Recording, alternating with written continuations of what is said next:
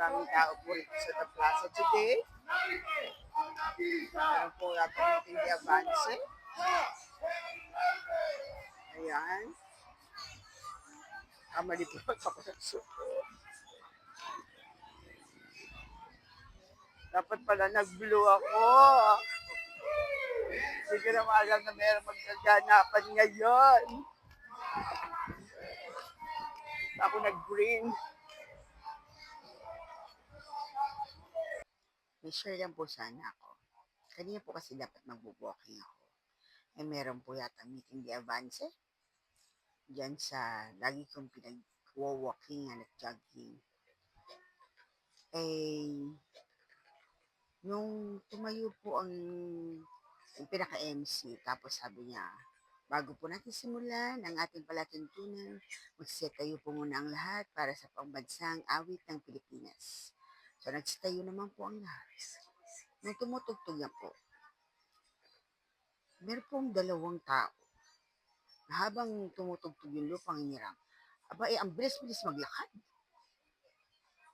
Tinitigan ko. Hindi naman ako pinansin. Uy, ba't kayo naglalakad? Hindi pa rin ako pinansin. Hanggang sa matapos yung kanta ng Lupang Hinirang. Dahil sa na-trigger yata ang pagiging teacher ko at pagiging pakialamera. Ay ba, pinuntahan ko yung mga security doon na dinaanan ng dalawa. Sabi ko, bakit hindi yung po pinatigil yung dalawang dumadaan habang kumakanta yung Lupang Hinirang? Bawal po yun, di po ba? Dapat pag nakakanta o pinatutugtog yung Lupang Hinirang, dapat po ay hindi sila naglalakad ng ganun, parang wala silang naririnig. Bawal po yun. Kayo ang security dito, dapat kayo yung nakakaalam ng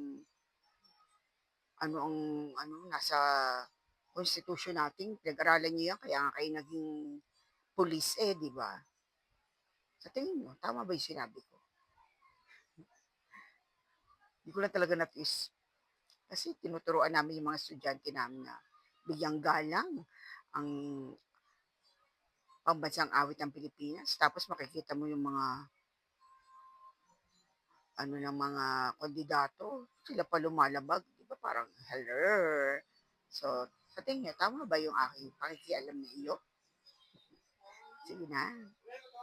Sabihin niyo nga sa akin sa comment kung tama.